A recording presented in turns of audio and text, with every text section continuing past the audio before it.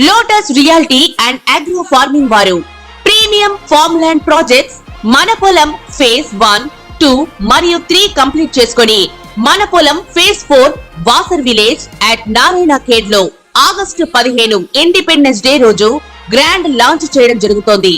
Launching మరియు independence day సందర్భంగా 5 guntas land out rate లో బుక్ చేసుకున్న వారికి 1,50,000 రూపాయల డిస్కౌంట్ తో పాటు 2 గ్రాముల గోల్డ్ ఫ్రీగా ఇస్తున్నారు. పూర్తి వివరాలకు సంప్రదించండి. పితృపక్షాలు మనకి ఈ సెప్టెంబర్ 18 తర్వాత 2024 సంవత్సరం నుంచి పితృపక్షాలు రావడం జరిగింది.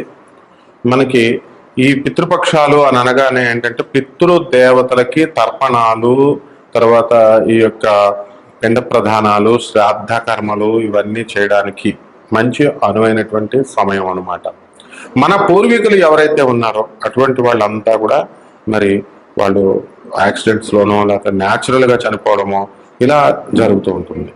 ఇలా జరుగుతున్నప్పుడు కొంతమందికి ఇప్పుడు కరోనా టైంలో వచ్చిందండి.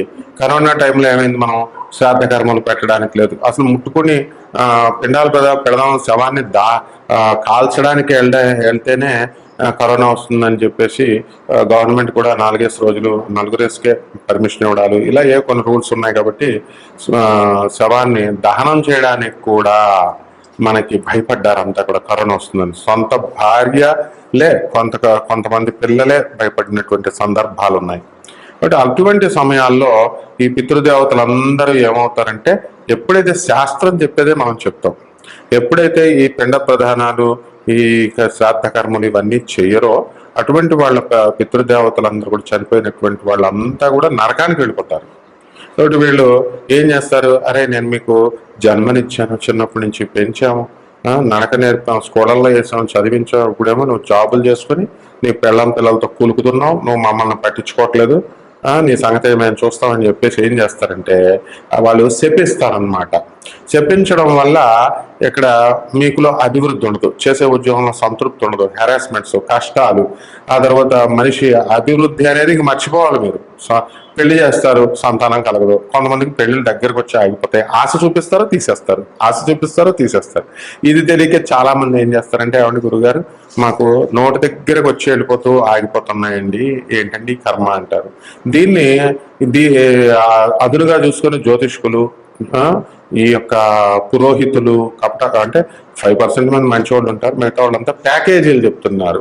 కరోనా టైంలో ప్యాకేజీలు చెప్పారు. ఒక శవాన్ని చచ్చిపోతే నాకు తెలిసిన ఒక పంతులు గారు 1 కోటి రూపాయలు సంపాదించానండి నేను అన్నాడు విత్ కరోనా టైంలో. మరి ఈ అంత దారుణంగా ఈ 2 లక్షల ప్యాకేజ్ చచ్చిపోయినప్పటి నుంచి మీరు ఇంకా భోజనాలు ఇవన్నీ కూడా అప్పటి వరకు కూడా అని చెప్పి వాళ్ళు ఈ యొక్క కర్రలు ఇవన్నీ కూడా ప్రతిదీ ప్యాకేజే అనమాట. మొత్తం అందరూ కూడా చెప్తారు. పాపం గరికపాటి నరసింహారావు గారు మా గురువు గారు కూడా చెప్పారు, ఇలా ప్యాకేజీలు పూజలు వచ్చేసినాయి అని. ఇంకొకళ్ళు ఉంటారు, ఇంకొక వర్గం, వీళ్ళు అమెరికాలో ఉంటారు, ఈ సాఫ్ట్వేర్ ఇంజనీర్లు, ఇతర ఉద్యోగాలు చేసేవాళ్ళు.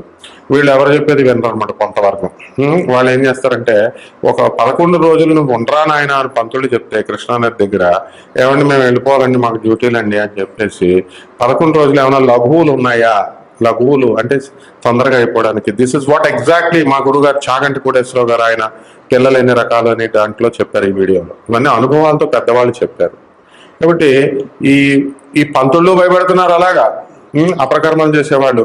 అందుకని భయం వేసేసి అయిపోయి చచ్చిపోయిన వాడి మీద 2 లక్షలు పెట్టుకోండి మనమేం పెడతామని చెప్పేసి మానేసేటటువంటి వాళ్ళు ఉన్నారు. కొంతమంది మాత్రం మన సాంప్రదాయబద్ధమైనటువంటి మంచి పురోహితులు ఉంటారు. వాళ్ళు ఇదే వృత్తిగా తాతల కాలం నుంచి వచ్చేటటువంటి వాళ్ళు ఎక్కువగా తీసుకోకుండా ఎంత తీసుకోవాలో అంత రీజనబుల్ గా తీసుకొని చేస్తారు. జనాలు కూడా అలాగే ఉన్నారు.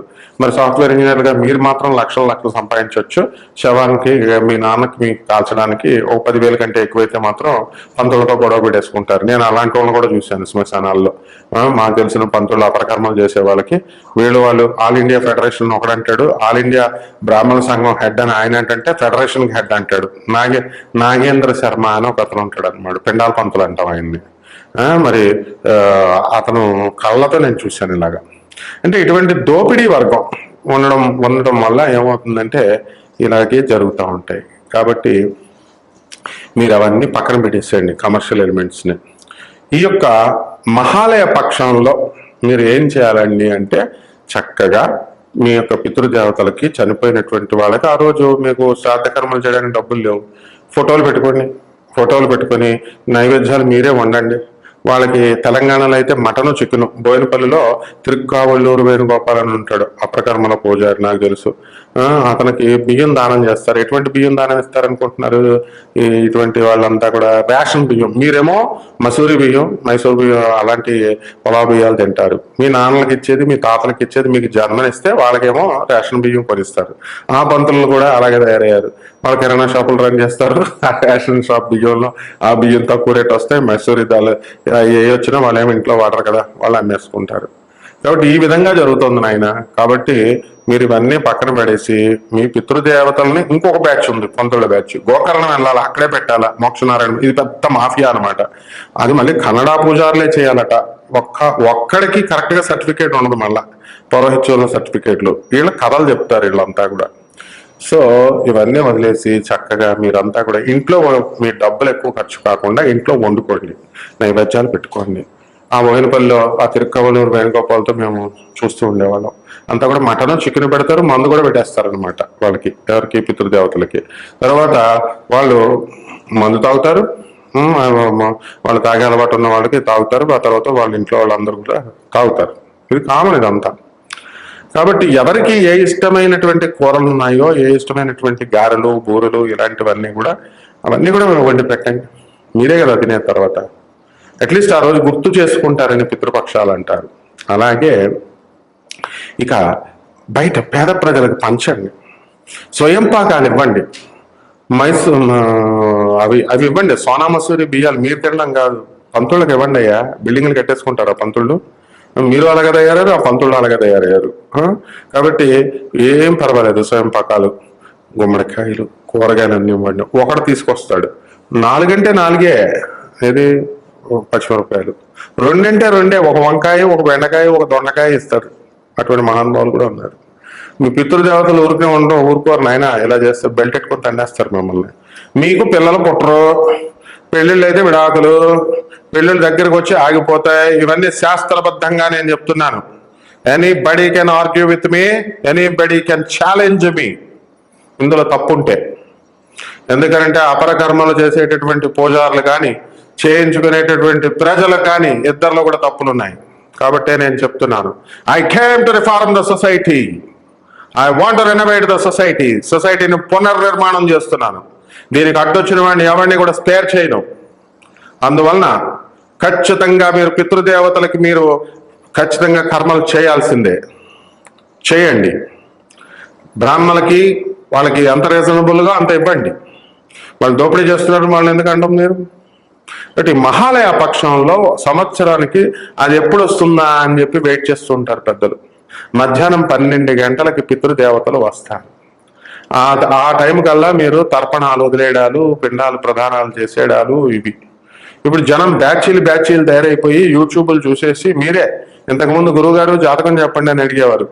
ఇప్పుడు స్టైల్ మారిందనమాట. నాది అనురాధ నక్షత్రం అండి, వృశ్చిక రాశి, కుంభ లగ్నం. ఏమండి నాకు వేరే రెండో పెళ్ళి అవుతుందండి, వేరే లవర్ వస్తుందండి. ఏంట్రా మీరు అంతా చెప్పేది? జ్యోతిష శాస్త్రం అంటే అంత ఈజీగా అయిపోయిందా? కాబట్టి జాగ్రత్తగా పితృకర్మలు చేసుకోండి. ఏ గోకర్ణాలు వెళ్ళక్కర్లేదు, మీ రూపాయి ఏమో ఆశించరు వాళ్ళు.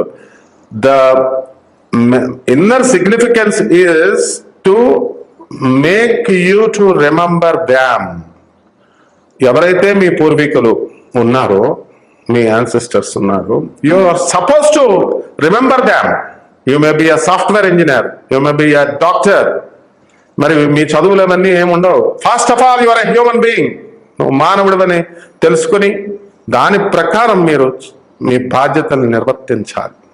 అలా లేకపోతే మీ వంశపారంపర్యంగా నువ్వెలా బాధలు పడుతున్నావో వాళ్ళని ఇచ్చేసి నీ యొక్క నెక్స్ట్ జనరేషన్ కూడా అలాగే చేస్తుంది సుమా అని చెప్పడం కోసమే పితృదేవతలు అలా ప్రవర్తిస్తారు. దేవతలకైనా సరే జాలి ఉంటుందేమో కానీ పితృదేవతలకి జాలి ఉండదు. చాలా స్ట్రిక్ట్ అనమాట. వీడికి లైఫ్ ఇస్తే వీడు మాకు తిండి పెట్టడా, బతుకున్నప్పుడు తిండి పెట్టరు, చచ్చిపోయిన తర్వాత పిండాలు పెట్టరు, మళ్ళీ మిమ్మల్ని మేము పొగడాలి. పండితులు గురువులు అంటే మిమ్మల్ని పొగడాలి, మేము మీకు నచ్చినట్టుగా మేము వీడియోలు చేయాలి. కాబట్టి ఇవేం కుదరవు అనమాట మన దగ్గర. పితృదేవతలకి, యాన్సెస్టర్స్ని you have to remember.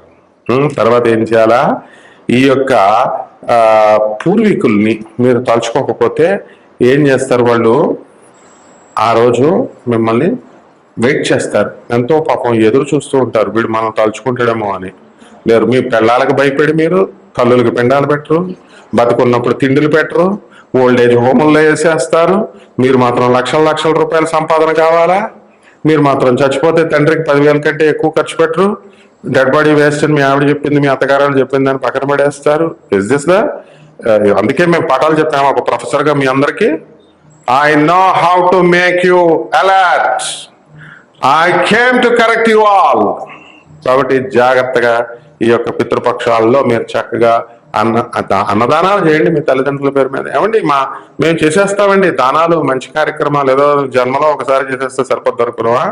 Every day అన్నం తినట్లేదా నువ్వు 3 పూట్ల? మంచి పనులు చేయడానికి జీవితంలో ఒకసారి చేశానని, ఒకసారి దానం చేశానని చెప్తావా? Every time you have to do. ప్రతిసారి నువ్వు చేయాల్సిన బాధ్యత నీకుంది. కాబట్టి ఈ దక్షిణాయనంలో ఈ యొక్క ఈ భాద్రపద మాసంలో ముఖ్యంగా ఈ యొక్క పితృపక్షం అని చెప్పుకుంటాం. మరి పౌర్ణమి దగ్గర నుంచి మనకి స్టార్ట్ అవుతుంది, పౌర్ణమి అయిపోయిన తర్వాత నుంచి అక్కడి నుంచి అమావాస్య వరకు వస్తుంది. అండ్ అమావాస్య రోజున మహాలయ పక్షం, మహాలయ అమావాస్య అంటాం. మనకి 12 అమావాస్యలు, నెలకి ఒక అమావాస్య చొప్పున 12 అమావాస్యలు వస్తే అది మహా అమావాస్యగా మనం చెప్పుకున్నాం.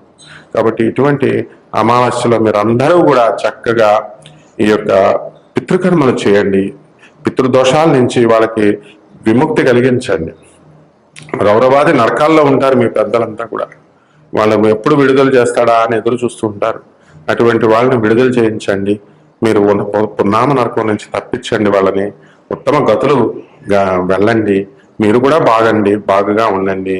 ఎప్పుడు కూడా గుర్తుపెట్టుకోండి, నీ చదువు, నా స్టేటస్, నా చదువు, నో బిల్డప్స్ ఇవన్నీ కుదరవు. ఎక్కడికక్కడ నీ పైన వాడు ఉంటాడు తొక్కడానికి. ఈజ్ పరమాత్మ, ఈజ్ ఎవర్ యాన్సెస్టర్స్, పితృదేవతలు. కాబట్టి జాగ్రత్తగా పేద ప్రజల పట్ల జాలి ఉండండి, రోజు మంచి కార్యాలు చేయండి, రోజు దానాలు చేయండి. జీవితంలో ఒకసారి కాదు, నెల పెట్టండి. ఒక మహానుభావుడు ఉన్నాడు నాకు తెలిసినటువంటి ఆయన, నెలలా గుమ్మడికాయలు, ఊరగాయలు అవన్నీ ఇస్తా ఉంటాడు. మరి అలా చేయండి, చేస్తే మంచిది. శుభమస్తు. మకర రాశి వారికి ఈ నెల రాశి ఫలితాలను ప్రొఫెసర్ డాక్టర్ ముల్లపూడి సత్యనారాయణమూర్తిని నేను మీకు తెలియజేస్తున్నాను. ఈ మకర రాశి వాళ్ళంతా కూడా భార్యాభర్తల మధ్య గొడవలు విస్తృతంగా జరుగుతున్నాయి. కోర్టుల్లో ఫైనల్ డెసిషన్, ఫైనల్ జడ్జిమెంట్కి వచ్చేసారు. ఆనరబుల్ జడ్జెస్ అంతా కూడా మిమ్మల్ని డైవర్స్ డిగ్రీ ఇక దగ్గరికి వచ్చేసింది ఇచ్చేయడానికి, అదే మీరు కోరుకున్నటువంటి డిగ్రీ. వృత్తి, వ్యాపార, ఉద్యోగ విషయాల్లో బ్రహ్మాండంగా ఇన్కమ్స్ వచ్చేస్తున్నాయి. మీకు డబ్బులు వచ్చినా కూడా మనీ స్టక్అప్ అయిపోతుంది. ఇవ్వాల్సినటువంటి వాళ్ళంతా కూడా ఇవ్వకుండా ఆగిపోతారు. మరి మీరంతా కూడా 45 లక్షల పైగా మీ మామగారులందరికీ కూడా డొనేషన్లు ఇచ్చారు, అప్పులు ఇచ్చారు. మరి అటువంటివన్నీ కూడా మరి ఇవన్నీ మీకు తిరిగి రావడానికి ఇంకా మరి కొంత సమయం పడుతుంది. ఈ మకర రాశి వారికి ప్రతి పనిలో కూడా జాప్యం, ఆలస్యం ఇవన్నీ కూడా మీకు ఏ విధమైనటువంటి మెంటల్ టెన్షన్లు తీసుకురావు. మరి గురుబలం చాలా అధికంగా ఉంది కాబట్టి అనుకున్న పనులన్నీ చకా అయిపోవడానికి అవకాశాలు ఉంటాయి. కాబట్టి ఈ యొక్క మకర రాశి వాళ్ళంతా కూడా ముందుకు దూసుకు వెళ్ళిపోతారు. కొత్త ఉద్యోగాల్లో మరి చేసిన వ్యాపారాలన్నీ కూడా చేసుకుంటూ ముందుకు వెళ్ళాలా, మరి కొత్త ఉద్యోగాల్లో వెళ్ళాలా అనేటటువంటి మీమాంసతో పనిచేస్తున్నటువంటి కంపెనీలో ఉండాలా, వేరే కొత్త కంపెనీలో మారాలా అని ఈ విధమైనటువంటి ఈ యొక్క దీంట్లో సందిగ్ధావస్థలో మీరు ఉండడం అనేటటువంటి జరుగుతుంది. ఇక పిల్లలు లేనటువంటి వాళ్ళకి పిల్లలు కలగడానికి అవకాశాలు ఉన్నాయి. పెళ్లిళ్ళు కానిటువంటి వాళ్ళకి వివాహాలు అయిపోవడానికి అవకాశాలు ఉన్నాయి. మకర రాశి వాళ్ళు ఇల్లు ఇంతవరకు కొననటువంటి వాళ్ళంతా కూడా ఇల్లులు కొనేయడానికి అవకాశాలు ఉన్నాయి. కాబట్టి అన్ని శుభాలు. ఒక్క పిల్లం వదిలేయడం తప్ప మిమ్మల్ని, అంటే మీరు కూడా కోర్టు గొడవలు వీటిల్లో మీరు ఎలాగో వెళ్ళిపోవాలని కోరుకుంటున్నారు. కాబట్టి మీ ఇష్టానుసారంగానే ఈ నెలలో మీకు డైవర్స్లు అన్నీ కూడా వచ్చేయడానికి అవకాశాలు ఉన్నాయి. Get ready. ఇక పరిహారాలు, శని జపం, శని స్తోత్రాలు చదువుకోవాలా. శనికి కిలోంపావు నల్ల నువ్వులు, నల్లని వస్త్రాన్ని పేద బ్రాహ్మణులకి శనివారం నాడు ఉదయం 8 గంటలకి దానం చేయాలా, గుళ్ళో దానం చేయాలా. తర్వాత దశమహావిద్యల్లో ఒకటైనటువంటి మహాకాళి అమ్మవారి యొక్క హోమాన్ని మీ ఇళ్లలో జరిపించుకోవాలా. ఈ విధంగా జరిపించుకోవడం ద్వారా బ్రహ్మాండంగా మీకు ఈ నెలంతా కూడా ఉంటుంది. శుభమస్తు.